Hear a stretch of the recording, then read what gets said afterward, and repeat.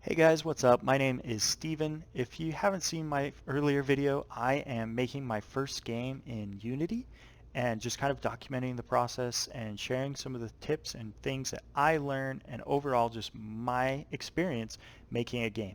When I started, I really had no experience. Um, I'm an English major and a professional pilot. I am not a programmer, but I'm learning and I'm having a blast. I am loving level design and just really diving into this game. I am excited to try to release this eventually and just kind of see how people react and what they think about it. So that said, go ahead and hit play here in Unity and I'll show you what I've got. Okay, so make sure that's not too loud.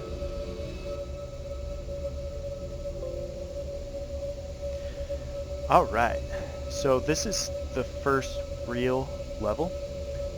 There is kind of a tutorial level, like a level 0 I guess I'll call it, that introduces some basics of gameplay minus combat and sets up the story. So thus far in the story, the character Caitlin and her friend are hiking on private property in Montana. They were told about it from a stranger at a bar. And once they kind of reach a point in the trail, they are surrounded by these kind of creepy people, and they capture Caitlin's friend, but Caitlin manages to escape. She runs off. She is pursued by somebody, and in the chaos, they tumble off this cliff here, and as you can see, her pursuer was not as lucky as she was. But thankfully, he's left behind a little weapon for us, so pick that up. And I see an enemy off in the distance, so I'm going to go ahead and be careful here. So right now I have Robot Kyle. He's free from the asset store. I have this weird problem when I try to animate this character.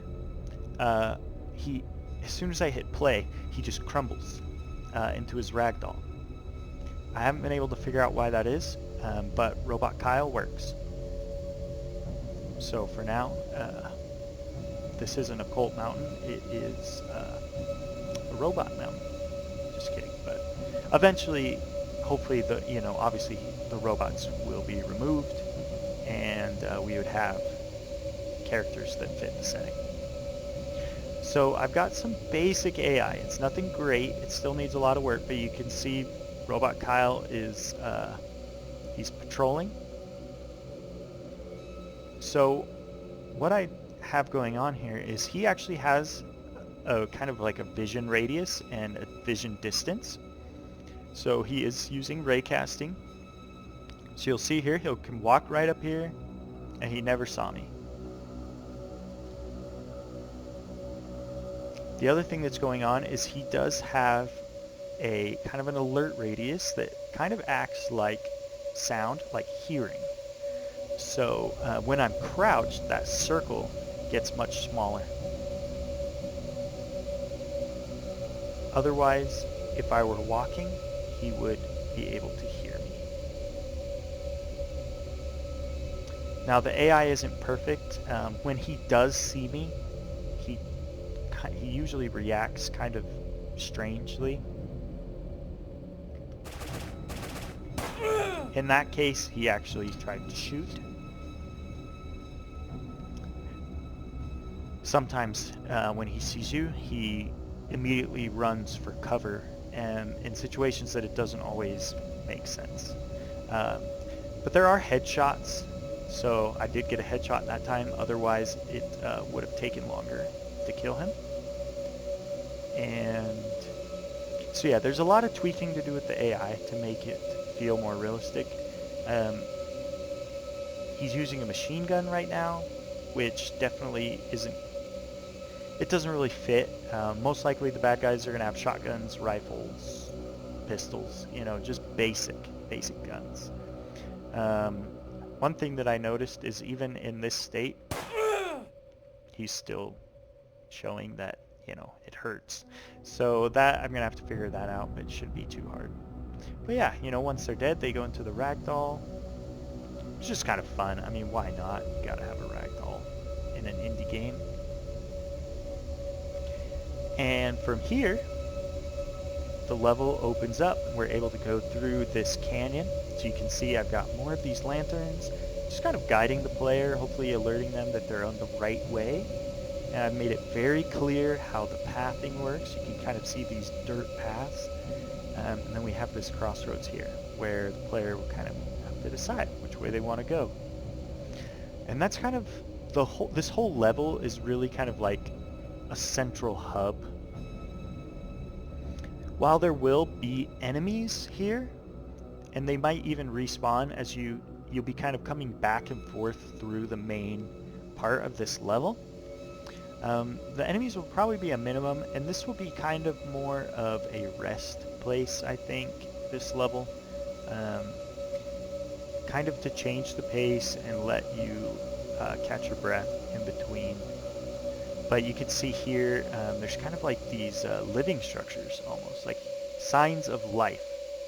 So cultists are actually living out here in these containers.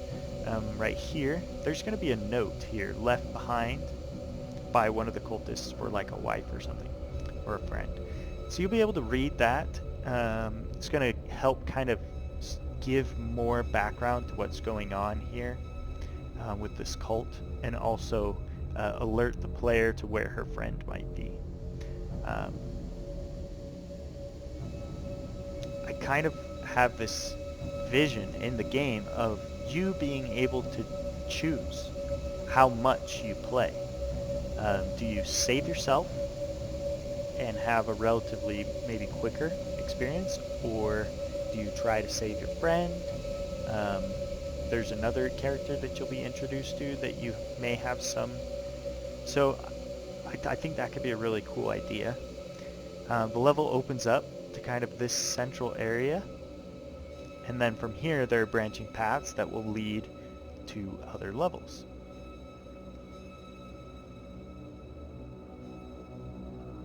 So as we come along over here, you can see this huge barricade. This will be kind of heading into the final stretch of the game if you choose to go that way, or maybe I'll make it more linear and you have to go that way, I'm not sure. We've got another path over here that'll be able to take us. I'm thinking about having maybe like a gold mine on this mountain, and so a level where you're actually out of the woods and down into these maze-like mines. I think that could be kind of cool. Excuse me. Past the old rusty bus. So there will probably be NPCs patrolling and such, which will kind of encourage the character to stay out of hiding. I haven't experimented with NPCs, line of sight, and trees. I don't know if they'll be able to see me or not. So I'll have to play with that, see how that works. We've got another little path over here.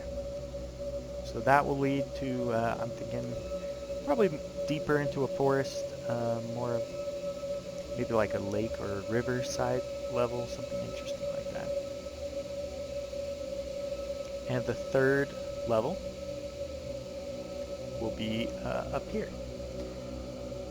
So you'll be able to kind of wind your way up the mountainside following this trail. I also kind of like just the layers of being able to see where you've been. So you didn't notice it, probably, that this was up here when you were down there before. And this will lead basically more to the summit of the mountain, an area that I think I'm going to call like the Weeping Walls or something like that. A lot of water dripping and flowing off the mountain as the glacier and the snow melts.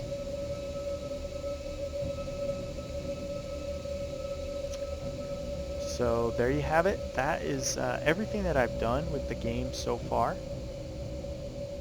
I am just really loving the aesthetic.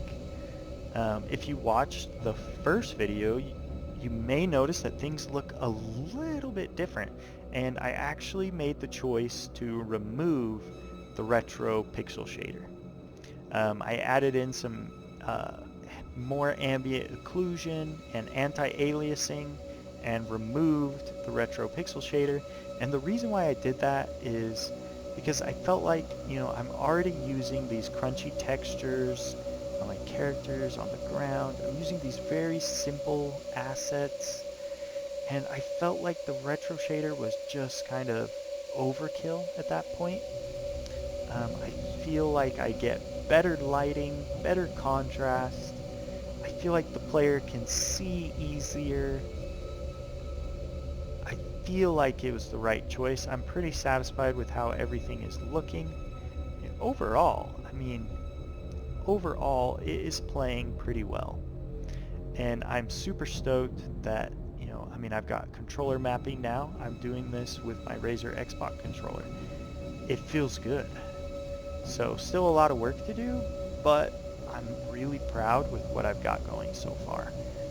If you like this game, if you want to see more, or if you have questions, comments, please give me a like, subscribe, and comment below. I'd love to connect with you guys, chat with other game devs about your processes, maybe learn how I can grow as a developer, a designer, make this game better. Ultimately, I just want to give this game out. I want to give it to people, let people play it, and get feedback and see what they think. So I would love to hear from you if you're interested. Thank you so much, and I hope you have a great day.